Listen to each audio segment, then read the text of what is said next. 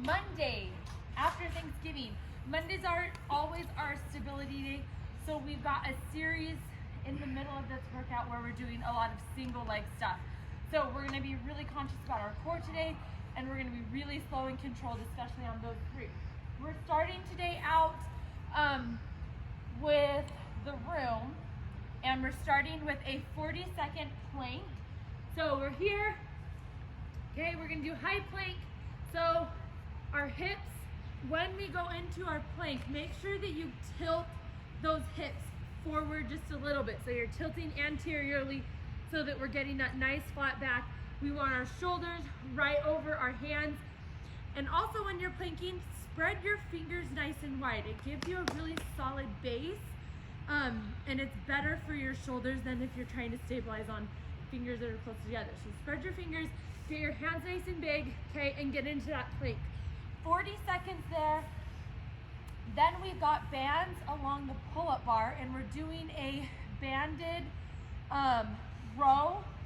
So we're gonna grab the bands like you're grabbing something to shake it. So you're gonna grab them, or udders. Like you're milking a cow. Huh? Like you're milking a cow. Like you're milking a cow, yeah. Most people have done that. Okay, and you're gonna do it kneeling, or you can do it sitting, but you can decide.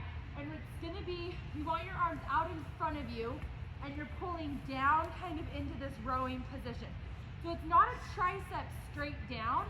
You wanna get your bend in the elbows, and then keep those elbows close to your body as you pull that band kind of towards your abdomen, towards your core, and then release all the way. And then you're just gonna repeat that.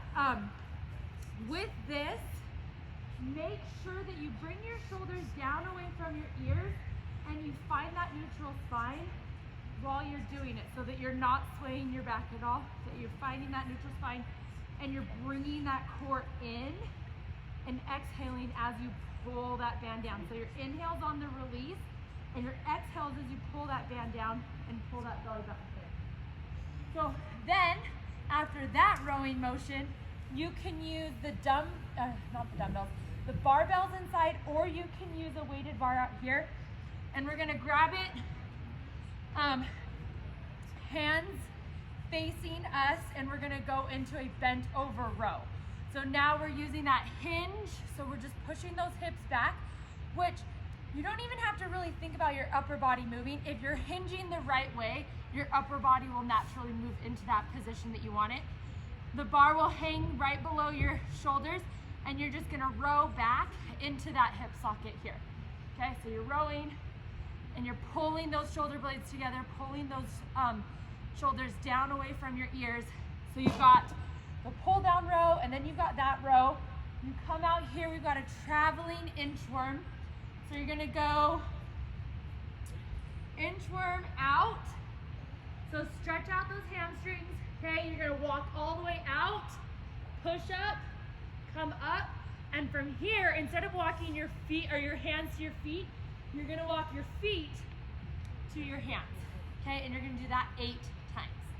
So then, when your feet get back to your hands, walk back out, okay? Do another push-up, walk those feet back in, and just do that. James loved that one. It was really entertaining to watch, actually. Did you get it on video? Huh? You gotta video those. You can get a video. You could ask him to come demo it for you though. Okay, so then we're gonna go into this is kind of our single leg series, the next few moves. We're going into a dumbbell reverse lunge with a single leg press. So the dumbbell is in the same side as the foot that goes back. So it's in my right hand, so my right leg is going back into that reverse lunge, and then I'm coming up and pressing as I bring this knee up into a single leg standing, okay? Same thing, bring that dumbbell down, leg goes back, up, in here, okay? When you get to this knee up position, make sure that you're, again, bringing that pelvis into neutral. So you're kind of tilting it a little bit forward as you press. You got 6 to 8 on each side of that. This move, okay, there's a few different ways we're gonna do this move because we wanna be really careful with our lower backs on this move. It is really easy to hurt it kind of without even knowing or having much, doing it really quickly. I don't know what I'm trying to say. So single leg, so it's basically a good morning, but we're gonna do it single leg. So you're gonna want to sit into this hip socket, kind of like what we did with a bent over row, where we're letting that hinge bring our upper body down as that back leg comes up, and then you're gonna come back up, and you have 6 to 8. So we're really isolating this hamstring, this glute, okay, while trying to keep that lower back nice and flat. So sit in to that hip and try and keep that back as flat as possible and those hips as square as possible. We don't want to be up and open. We want to be nice and flat and then come back up. This range of motion is going to be different, and it's what is the most important.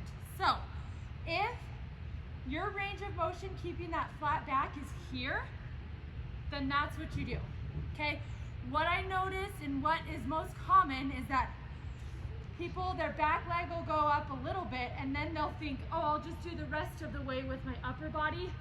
This right here, that rounded kind of C shape that you make, is automatically gonna put that weight in your lower back. And that's what we want to avoid. So if that left leg or whatever leg is coming off the ground, as high as that leg goes, that's gonna determine how far you go on that stabilizing leg, and then come straight up. You can also do it if weight on your shoulder is just not gonna happen. You can also do it with that weight in front of you, and then it just kind of becomes a deadlift in a way. Or you can just do a traditional good morning, bilaterally, feet shoulder width apart, sit those hips back and keep that back nice and flat, and then come up. So you guys, with this good morning, listen to your bodies. If the first round you just have to do it with no weight to warm up your hamstrings, do it with no weight. Whatever you guys feel is gonna be good for you, do it, but protect that back, because this, it can go bad really quick, and we want to avoid that, because you have 6 to 8 on each leg. So that's kind of a lot for that move too. So listen to your bodies. After that, you're gonna come over here. We have a wall ball firecracker. Wall ball. Okay. So we have our wall ball firecracker. So ball goes back up. Then we come to here. One leg comes up, and we slam single leg. Come back to bilateral to your firecracker again. Alternate 8 to 10. Okay, so the next one, your opposite leg will come up and go back, and then you'll do that for 8 to 10. Then our last move is over here, and it is a skater in and out. So here, toe touch, all the way down. Again, not rounding the back and touching that toe, sitting that butt down so that our back stays flat. You're gonna go down the ladder, sprint a lap, come back. Go back down the ladder, sprint another lap. So you do that last move twice.